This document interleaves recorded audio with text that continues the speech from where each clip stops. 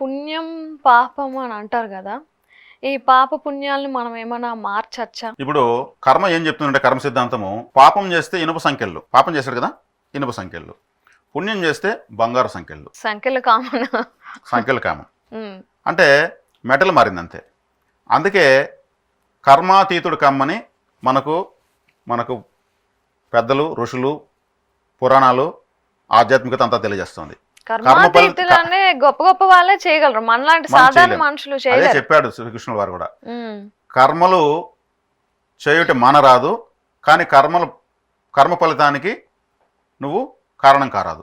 అంటే కర్మలు చేయాల్సిందే, దాని ఫలితాన్ని నువ్వు ఆశించకుండా ఫలితం కర్మం చేయమని బాగు శ్రీకృష్ణ వారు చెప్పారు.